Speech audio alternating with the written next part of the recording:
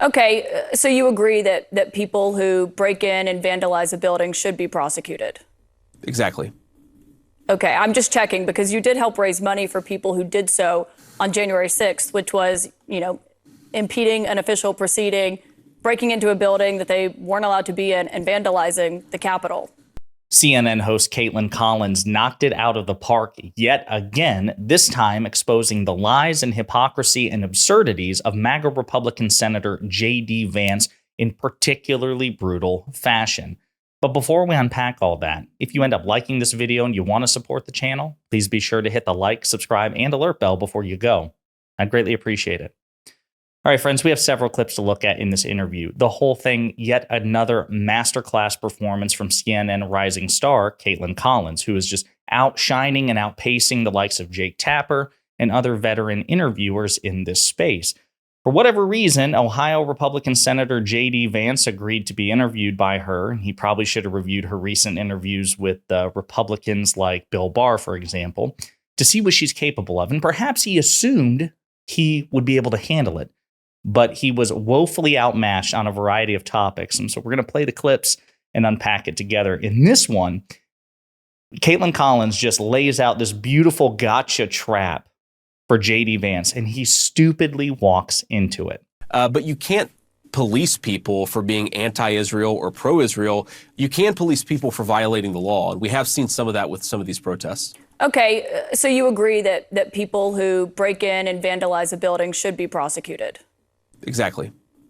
Okay, I'm just checking because you did help raise money for people who did so on January 6th, which was, impeding an official proceeding, breaking into a building that they weren't allowed to be in, and vandalizing the Capitol. Well, Kaitlan, I know that this is the obsession of the national media to talk about what happened 2 years ago, 3 years ago on January the 6th. It's not an obsession. I'm just seeing if it's a double standard. Let me answer the question, Kaitlan. I mean, look, here's been my basic argument about January the 6th. If you beat up a cop, of course you deserve to go to prison. If you violated the law, you should suffer the consequences. But there are people who protested on January the 6th who have had the complete weight of the Justice Department thrown at them when, at worst, they're accused of misdemeanors. Now, again, there are people who are accused of worse offenses, and that's a problem.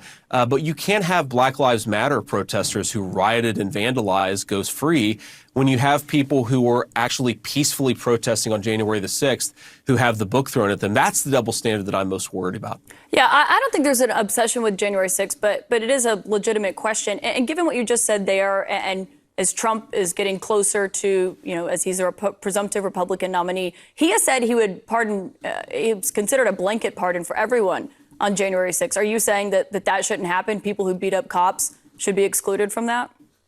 Well, I think what President Trump has said, and of course he can speak for himself, but I pay pretty close attention to what he says. And I think what the president has said is that people who have this double standard applied to them should be pardoned. So that's not what he said. Okay, he has referred to blanket pardons Donald Trump has for January 6th defendants, including those who have been, convicted of seditious conspiracy. So again, just a beautiful performance by Kaitlan Collins, for which J.D. Vance is no match. J.D. Vance says, listen, when it comes to the, protests which are going on college campuses about Israel, if they violate the law, notice he didn't just say if they violate the law violently, like if they commit violence, if they engage in trespassing, if they break the law, according to J.D. Vance, they should suffer the consequences of the law. But that standard doesn't apply when it comes to January 6th defendants, those who engage in insurrection against the United States Capitol, something considerably more consequential. Then he says, well, only those who engaged in violence should be prosecuted. Those who engage in, lesser crimes or misdemeanors, they shouldn't be prosecuted. So again, he creates a double standard. And then he hilariously references Black Lives Matter protests. J.D. Vance and his party complained, they clutched their pearls, they whined when then Senator Kamala Harris donated to a fund which would go to indigent BLM defendants, right? How dare you try to bail out BLM rioters? But J.D. Vance is supporting bailing out January 6th defendants and then creating another standard entirely for college students on, college campuses. So he constantly contradicts himself, thus revealing the weakness and cowardice of his own position. But there's more, especially when it comes to notions of presidential immunity. J.D. Vance is prepared to die on the hill of the MAGA cult that Donald Trump should be entitled to great presidential immunity. And Kaitlan Collins exposes his weakness and the absurdity of his arguments. Those immunity arguments before the Supreme Court, where Trump's team, his attorney, argued that a president could order the military to stage a coup and to have their political opponent assassinated and be immune from prosecution unless this theory that they were impeached and then convicted by the Senate. Do you share the view that presidents are basically above the law? Look, Kaitlan, I think we have to be careful about imputing words into the president's attorneys that they didn't actually say. What the president's attorney said is that what the president's attorney said, Kaitlan, to be clear, is that there is a checks and balances system in our Constitution. Now, some things the president does, private acts, are liable to criminal penalties. But most of the things that the president does in their official duties, we have a system of impeachment. We have a system of checks and balances, the legislative branch that I'm a member of, the judicial branch. I did not read the president's attorneys as saying that the president could order a coup. The president's attorneys are saying that the constitutional checks and balances system would address that problem. And I think that's an important distinction. But let me stop you right there, because I listened to this. It's John Sauer, Trump's attorney. And when he was asked by one of the justices if the president could order the military to stage a coup and would it count as an official act, meaning he couldn't be prosecuted for it, he said it would depend on the circumstances. I mean, what circumstances warrant a president ordering the military to stage a coup? Well, first of all, he did say it depends on the circumstances, so that opens up a whole lot of avenue for context there. But more importantly, Kaitlan, he's just saying that would count as an official act. But that's there are not, a number, that's an official act in your view, too? But could I finish the answer to the question, Kaitlan? An official act, there are a number of checks and balances in our system. There's the impeachment process. There's the budgeting authority that Congress has. There are a number of ways where Congress has a check and balance control over the president of the United States. All he's saying is that the criminal liability procedures that exist in this country don't cover the president's official acts. And by the way, how could anybody disagree with that, Kaitlan? Should Barack Obama be prosecuted for killing an American citizen via a drone strike? There are So this is where I'm going to play the reminder that there are people in America who disagree with J.D. Vance, including, then President Donald Trump in 2020. This is what he had to say about the notion of prosecuting an ex-president, specifically the very ex-president that J.D. Vance just mentioned, Barack Obama. Unless Bill Barr indicts these people for crimes, the greatest political crime in the history of our country, then we're going to get little satisfaction unless I win, and we'll just have to go, because I won't forget it. But these people should be indicted. This was the greatest political crime in the history of our country, and that includes Obama, and it includes Biden. I love playing that clip. It's the ultimate Trump card because Donald Trump is such an unprincipled hypocrite, and so are his MAGA cultists. We always win the argument, and they always lose. They clearly don't believe that former presidents should be entitled to absolute immunity because when it's convenient for them, they want to prosecute former presidents. And the rest of J.D. Vance's position here is, again, just absurd. So first he says, no, Donald Trump's attorneys did not say that, ordering a coup could be considered an official act. In fact, he did. And Sauer's position, John Sauer, Donald Trump's attorney's position, is official acts should not be subject to prosecution in criminal law. So what he is in effect saying is that if a president attempts to order a coup, that can't be prosecuted. J.D. Vance has to backtrack and move the goalposts and say, okay, well, it is an official act, but you know what? There are other checks and balances like impeachment. Well, we have never successfully impeached and convicted a sitting president, so I don't know why he would believe that such a thing would work here, number one. Number two, what if we don't find out about the attempted coup until after the president in question leaves office? Donald Trump's attorneys say you can't impeach and convict a former sitting president when they're no longer in office. So that means, I guess, by J.D. Vance's own logic, there's no way to criminally prosecute them because you can't impeach them in the first place. And again, the whole thing is absurd. Imagine, J.D., imagine. Just substitute Joe Biden for Donald Trump in here. Do you want Joe Biden to have the power to stage a coup? Do you want Joe Biden to have the power to assassinate his political rivals if he believes that those political rivals are corrupt authoritarians who are a threat to national security? Is that what you really want, JD? Of course not, because he knows this is a really stupid notion. But he's part of a cult. He wants Donald Trump to be above the law and above the Constitution. But wait, there's more. I don't think Jack Smith is running for office, but on what you're saying, you're basically saying that if the president orders the military to stage a coup, you believe the only remediation for that is that he can be impeached or that Congress can restrict the budget? Well, Kaitlan, first of all, you're dealing with hypotheticals here that are completely outside the bounds of this particular situation. Donald Trump did not order a coup, despite the fact that a lot of media people say that he did on January the 6th. He encouraged people to protest peacefully. And of course, most people on January 6th did protest peacefully. What I'm saying is that you have to have some measure of liability for the official acts of presidency of the United States. And the way to create a check and balance on that system is what the Constitution prescribes here. You can't have prosecutors, many of whom, of course, are deeply embedded with the Democratic Party, trying to destroy the life of a former president who's now running for president because they think that they have a better argument for what that president should have done. You can have a political disagreement with Donald Trump, and that's totally reasonable. You shouldn't destroy the presidency in the process. And I think that's what a lot of the Biden administration Department of Justice is trying to do. But you essentially are agreeing that the presidents should not be able to be prosecuted. So a couple of things here. I want to make sure, I want to see if they address it in the next clip. They don't. So a couple of things. The Biden administration has nothing to do with the prosecution of Donald Trump. Even the federal level, that's a special counsel who acts independently, appointed by Attorney General Merrick Garland. So you have Joe Biden, then you have Merrick Garland, and then you have Jack Smith. There are 3 levels of separation, to say nothing of the fact that they have no evidence that Joe Biden has ordered the appointment of a special counsel or the prosecution of Donald Trump. Again, they have no evidence for that claim.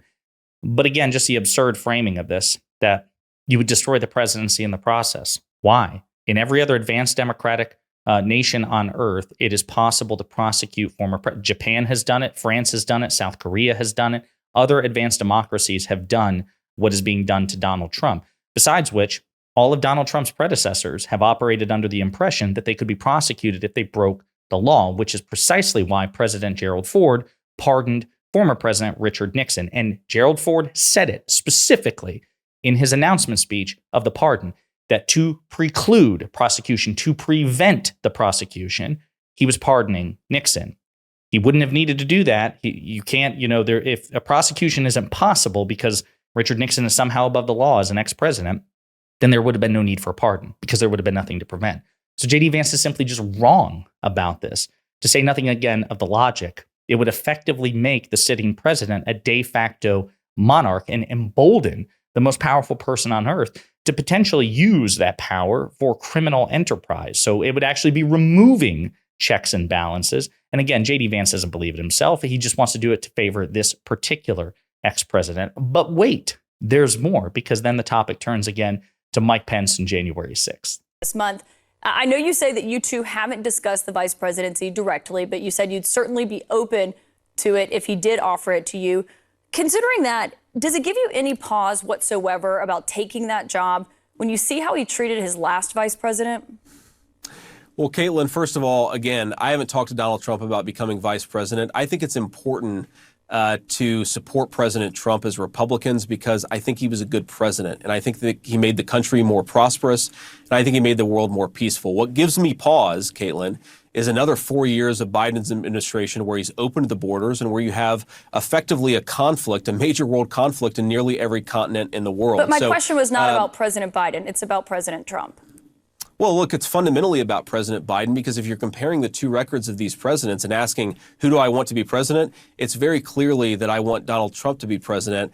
And I understand that there are a lot of things that people like you disagree that he did, but I think fundamentally he was a good president. He accomplished a lot for the country. And the question fundamentally for our country is, do we want 4 more years of Joe Biden or do we want 4 more years of the peace and prosperity of Donald Trump? That to me is an easy question. The last time I checked, President Biden wasn't approving of the chance to hang his vice president and did not call his vice president when their life was in danger on Capitol Hill, something that Mike Pence himself has testified to. So my question is, does it give you any pause to be his vice president, given how he has treated Mike Pence?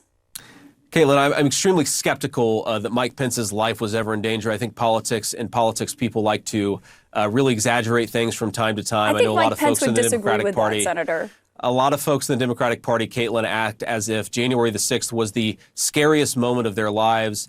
I think, look, January 6th was a bad day. It was a riot. But the idea that Donald Trump endangered anyone's lives when he told them to protest peacefully, it's just absurd. And the entire legal basis of this prosecution of Donald Trump But they from were Jack chanting Smith. that they wanted to hang him. Look, Kaitlan, did a few people say some bad things? Sure, but do we blame Donald Trump for every bad thing that's ever been said by a participant in American democracy? I think that's an absurd standard. Again, just nonsense from J.D. Vance. He's moving the goalposts. He's creating strawmen. Kaitlan Collins didn't say, nor did she suggest, blaming Donald Trump for every bad thing that happens in an advanced democracy. But it is perfectly reasonable to blame Donald Trump, as many Republicans have. Mitch McConnell, who has been an ally, a political ally of Donald Trump, at least when he was in office to try to get his agenda passed.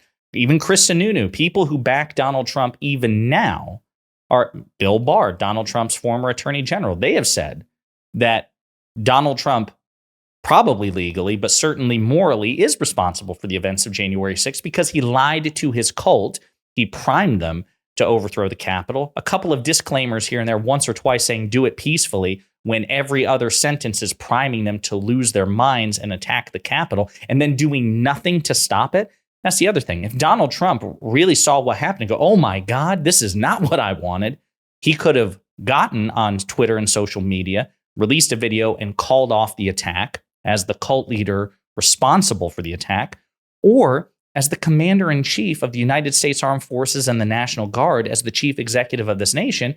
He also could have compelled law enforcement to crack down and suppress the insurrection. He had two roles in which he had control over that insurrection. As the commander-in-chief and chief executive, constitutionally obligated to put it down, and as the cult leader on whose behalf the cultists were engaging in insurrection in the first place. And instead, for 3 hours, he didn't do anything, which is further proof of his culpability. Because if what happened on January 6th was really not what he wanted, he had plenty of power, leverage, and opportunity to address it. So J.D. Vance is just simply lying. And by the way, again, imposing a standard or grading Donald Trump on a curve that he would never tolerate for Democrats if the shoe was on the other foot. So Kaitlan Collins gave a masterclass performance here. She led J.D. Vance into a trap. He walked into it. There was nothing that he could do to get out of it. No satisfactory answer here. Just a bunch of lies and goalpost shifts to try to save face as much as possible.